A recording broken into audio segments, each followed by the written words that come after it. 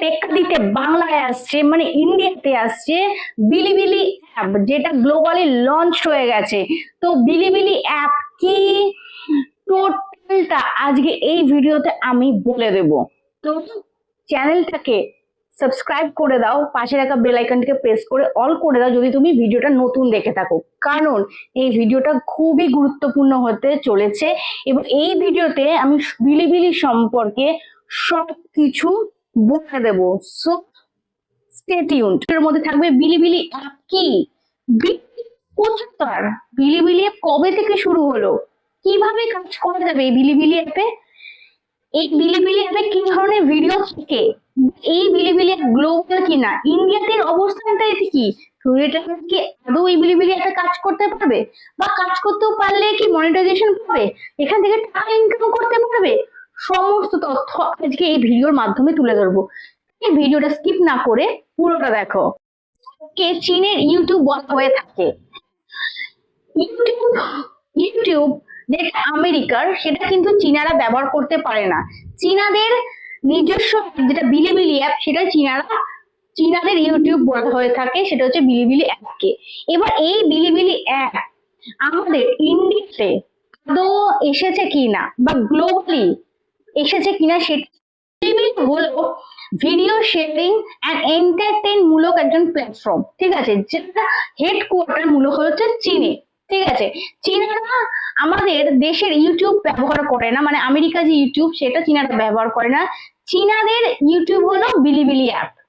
তো বিলিবিলির ওয়েবসাইট প্রথম চালু হয়েছিল কবে, জুন মাসের 2009 সালে, এবং 2010 সালে জানুয়ারি মাসে এটা বিলিবিলি অ্যাপ নামে চীনেতে পরিচালিত হয়। প্রথমে শুরুতে বিলিবিলি অ্যাপটা কি ছিল, এটা মূলত চৈনিক, মানে শুধুমাত্র চীন দেশেই অ্যাপটা ব্যবহার করা হতো, গ্লোবালি এই অ্যাপটা ব্যবহার করা হতো না। কমিউনিটি মূলত ছিল অ্যানিম, কমিক্স আর গেমস এর উপর পুরোপুরি এই অ্যাপটা চলতো, মানে এসিজি কন্টেন্টের উপর শুরু ছিল। ধীরে ধীরে আস্তে আস্তে অনেক বড় হয়, সময়ের সঙ্গে প্ল্যাটফর্মটাও অনেক বড় হয়। এখানে শুধু অ্যানিম বা গেমিংই তৈরি হয় না, এখানে lifestyle, technology, knowledge, music, entertainment, blog এবং বিভিন্ন ধরনের কন্টেন্ট এখানে এই অ্যাপে দেখতে পাওয়া যায়। বিলিবিলি নিজে এখন এটিকে ফুল স্পেকট্রাম অনলাইন এন্টারটেইনমেন্ট প্ল্যাটফর্ম হিসেবে পরিচিত। বিলিবিলির নাম এত বেশি পরিমাণে শোনা যাচ্ছে কেন, কারণ বিলিবিলি একটা বিশাল কমিউনিটি বা বিশাল প্ল্যাটফর্ম জুড়ে ছড়িয়ে পড়ছে।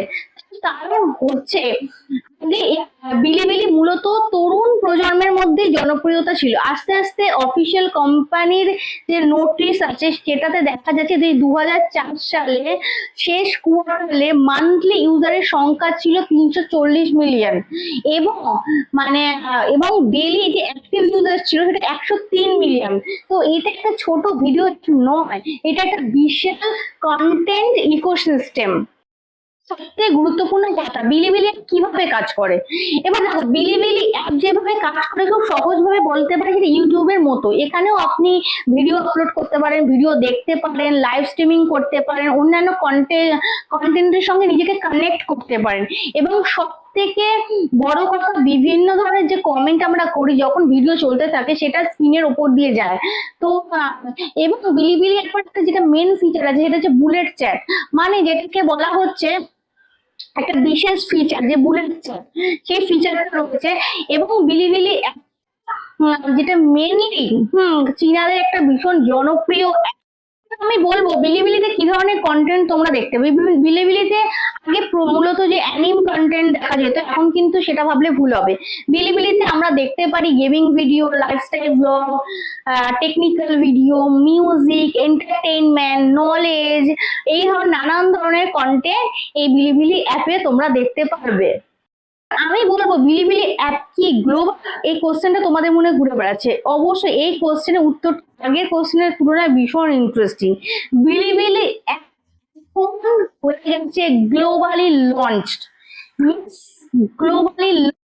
বিলিবিলি অ্যাপকে আগে যে মূলত চীন বলে মানা হতো, কিন্তু এখন সেটা ইন্টারন্যাশনালি লঞ্চ করে গেছে।